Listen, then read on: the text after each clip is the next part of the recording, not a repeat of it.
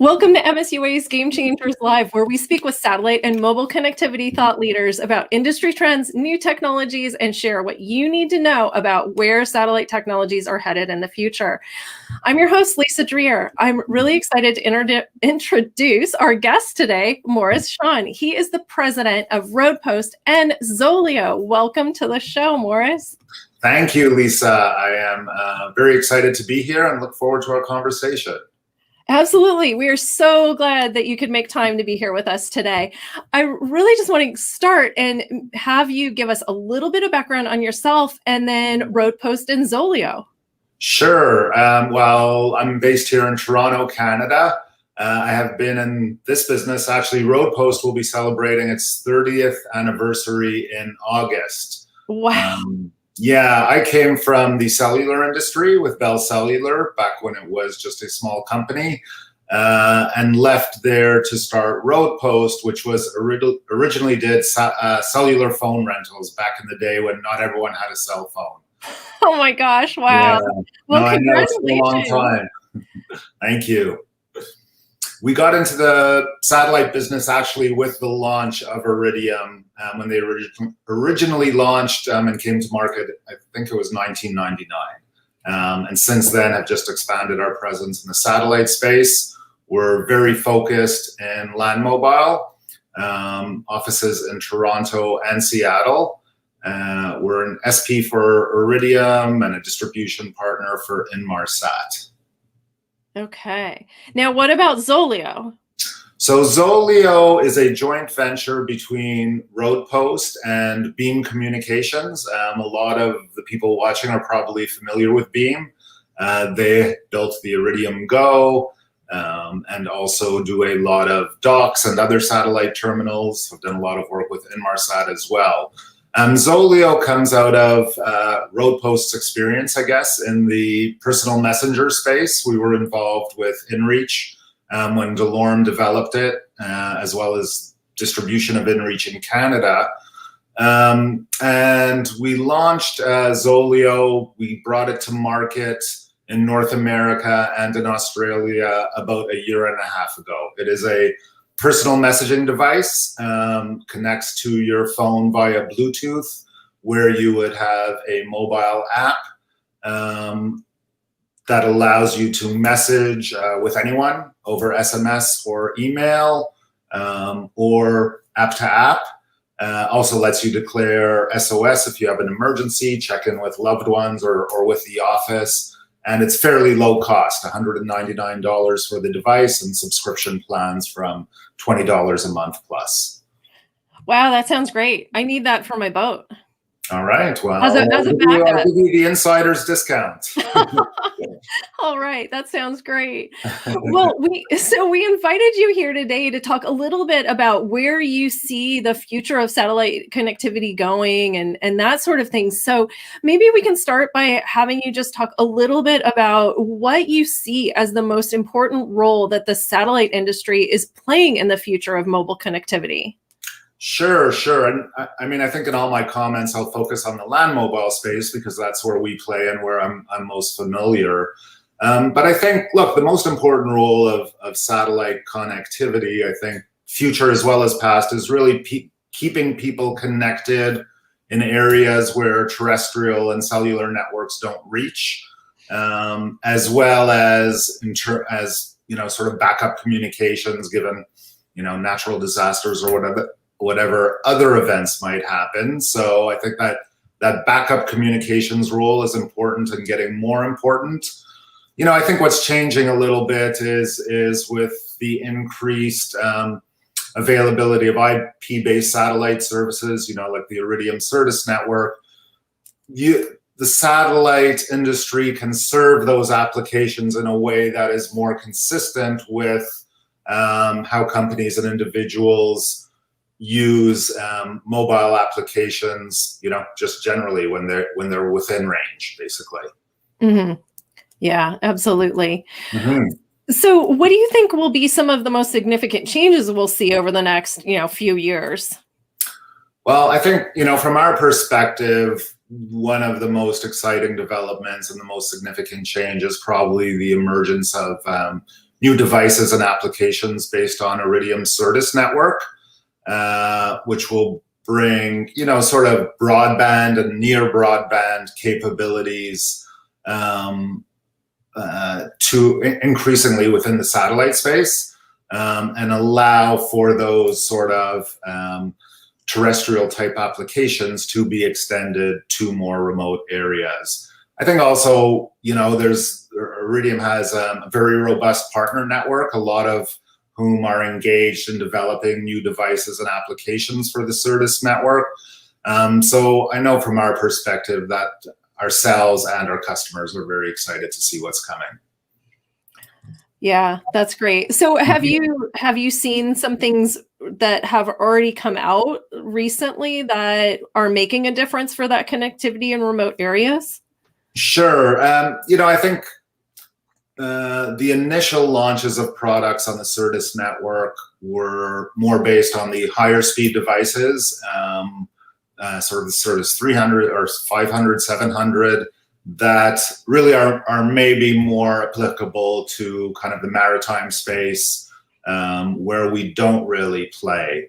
What we have seen recently is, sort of the imminent launch of Certus 200 devices. So, still like a big leap over some of the connectivity options today in terms of speed, and, pretty exciting in terms of the portability of the devices and the antennas, that I think will work well for sort of mobile and in vehicle type applications.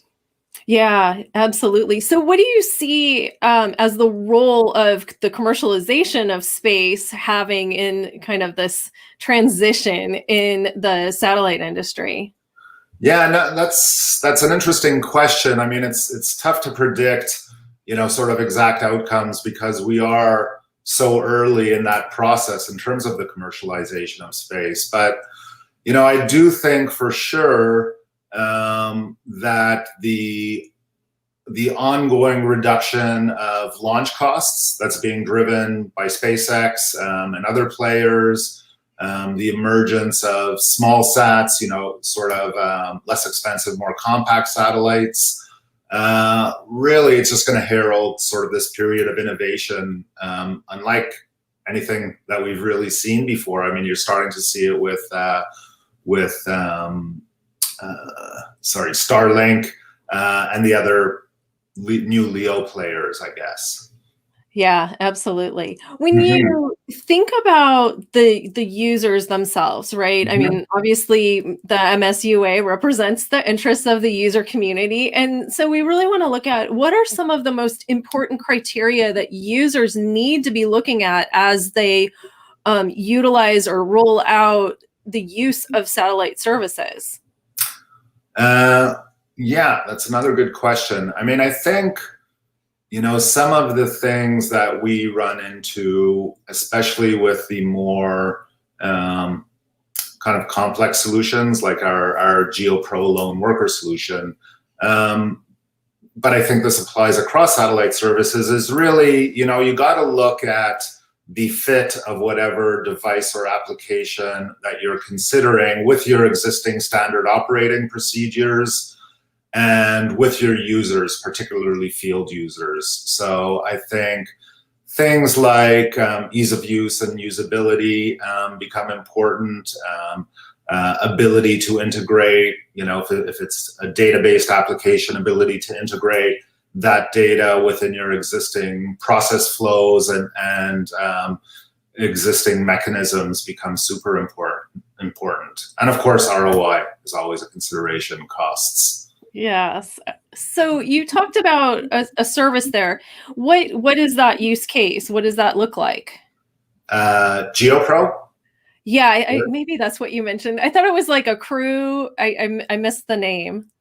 I think it was GeoPro, which is a lone worker solution. Oh, okay. So essentially, GeoPro is something we developed long time ago now, but essentially it is an application that allows large organizations and governments to manage sort of the safety of their lone and remote workers. So For example, it's legislation driven in many parts of the world.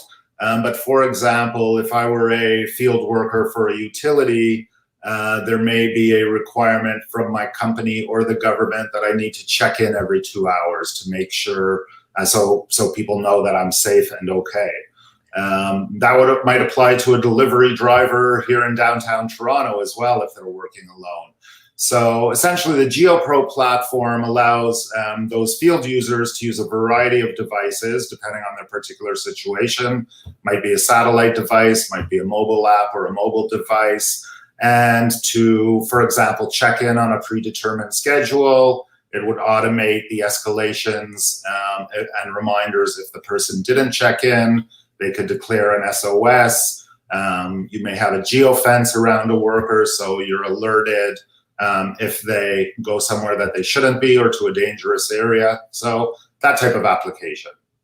Wow, that's really interesting. Yeah.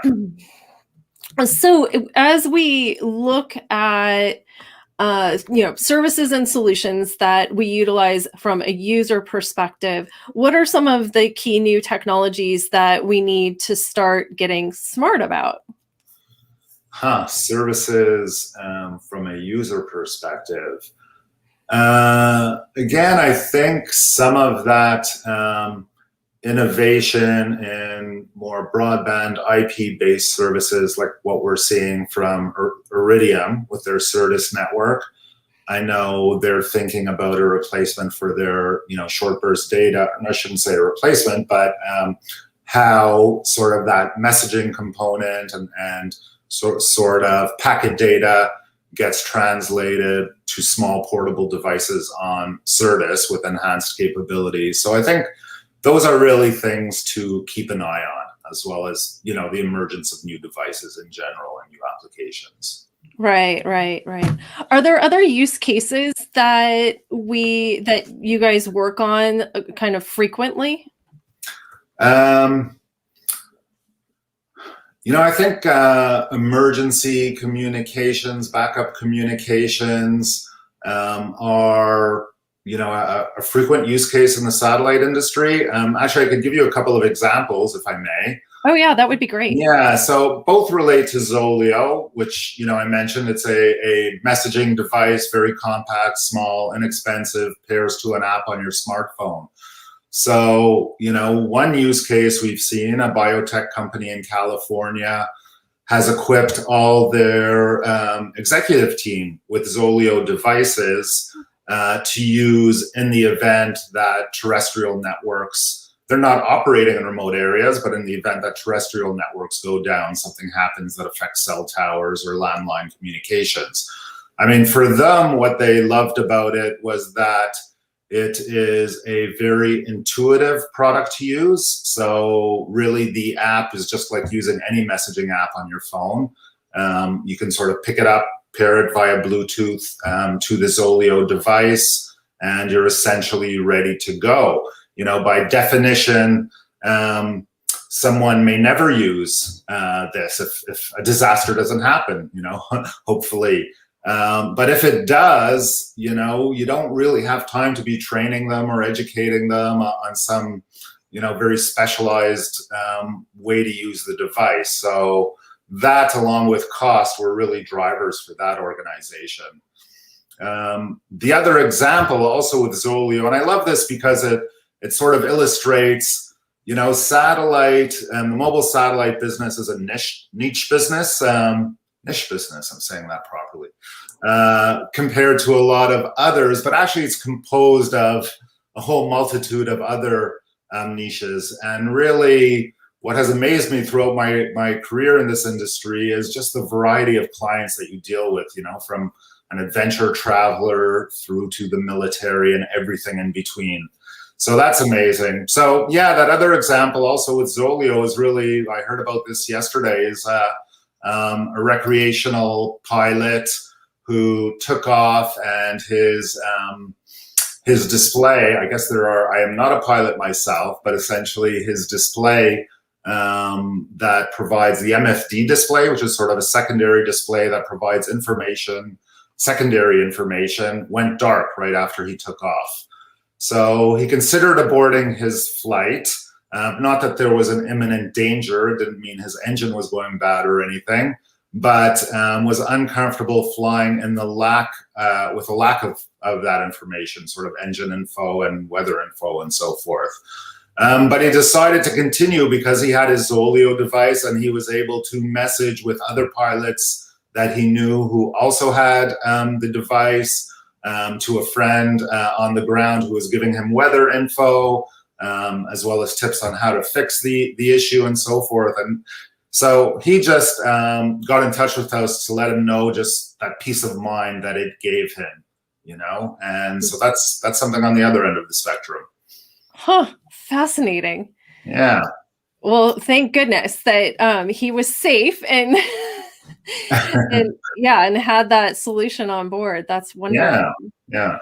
Well, great. I really appreciate you giving us these perspectives. And Morris, thank you so much for being here today to share your views on where satellite mobile connectivity is headed. And we look forward to having you on again in the future. Thank you. My pleasure, Lisa. It's really been enjoyable speaking with you today. Thanks, Morris. And we also want to thank the Mobile Satellite Users Association for hosting these sessions.